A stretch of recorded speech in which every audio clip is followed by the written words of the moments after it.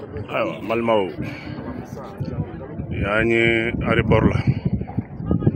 son excellence colonel Assimi Goïta y'an wuli tun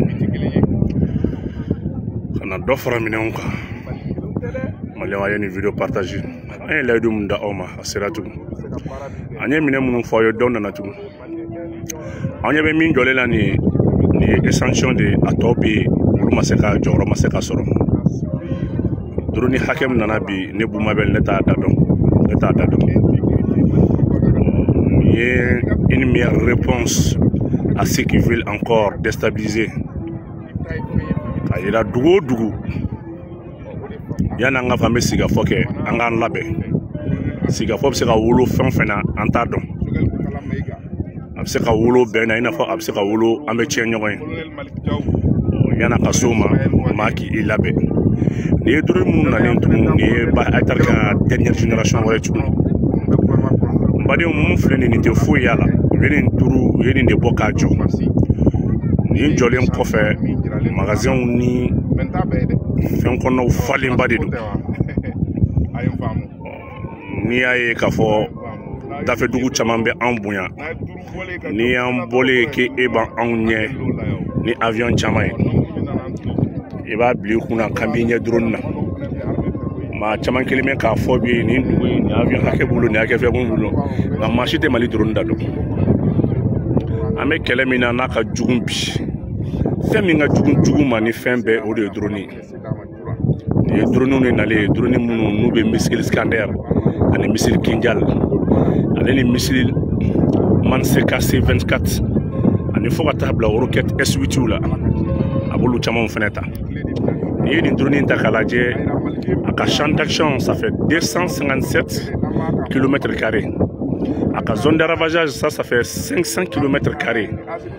Bon mun bala na bina fɛn bɛ kilomètre 500 ana kuɲanya fɛnsan kɔnɔ a bɛ tiɲɛni don o bɛɛ la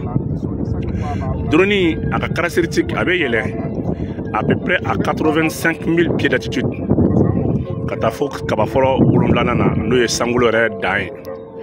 n'a yɛlɛl'o la a ka renseignement a bɛ se k'i dalen to yen ka fɛn min ye tile 1 ani heure 14 a b'o de kɛ sanfɛ ka sɔrɔ a ma décharger. N'a y'o kɛ a bɛ se ka kunnafoni ta kunnafoni min bɛ tɛmɛ maa fila ni ɲɔgɔn cɛ i n'a fɔ kunnafoni min bɛ tɛmɛ jama ni ɲɔgɔn cɛ nin ye k'a yira k'a fɔ k'a daminɛ Kayi fo Kidal surtout sisan u ye kɛlɛ bolo yɛlɛma u bɛ fɛ ka bɔ ni Nara mara de ye ka bɔ ni Mali ni Burkina Mali ni Mauritanie furancɛ ye n'i ye kɛlɛ taabolo yɛlɛma Mali bɛ kɛlɛ cogoya yɛlɛma nin drone ninnu ka efficacité fana ka bon ni aw bɛ minnu dɔn ka tɛmɛ ka bon n'olu ye siɲɛ 3 badenw yɔrɔ dɔgɔya kama ni ne bɔra ka jɔ a tɔ a caman ne nana ma taa hakɛ dɔn ni ye Mali dan fɛn fɛn na an b'i dan cɛkisɛw Ala y'an sɔn cɛkisɛw la ma bɛ se k'a fɔ armée Mali kɛra armée min n'a cɛdenw bololankolon ka kɛlɛ barika ka bon ka tɛmɛ minɛtigilama kan o de y'a kɛ Niger ale ka finitigi dɔ bɛ n'o y'u ka ministre de la défense ye a ko Sahel kɛlɛ a fɛrɛ bɛ dugu minnu bolo olu de filɛ ka ɲɔgɔn sɔrɔ nin n'o ye Mali ni Niger ani Burkina Faransi ma sɔn nin dugu 3 de ka se ka kɛlɛkɛminɛn san parce que Ala y'u sɔn kɛlɛkɛden caman na ani kɛlɛkɛden dusumaw la n'i y'a ye Faransi ma sɔn an ka kɛlɛkɛminɛn san n'ale ye kɛlɛcɛ ɲuman d'i ma ka tila ka kɛlɛkɛminɛn d'i ma e bɛ kɛ puissance mun n'a jɔyɔrɔ ka bon an bɛ se k'a fɔ bi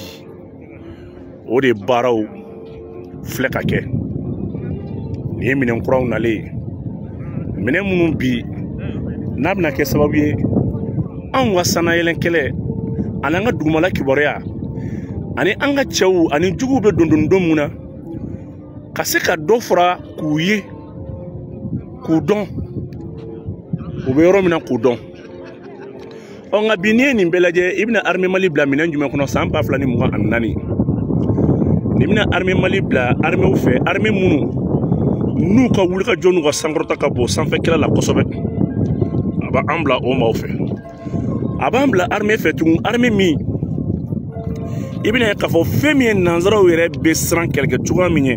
o de ye drone fɛ kɛlɛ ye avion suguya bɛ dɔn a nacogo bɛ dɔn a tasira bɛ dɔn nka drone i t'ale de ye an bɛ se k'a fɔ drone ye a ye jɔyɔrɔw fa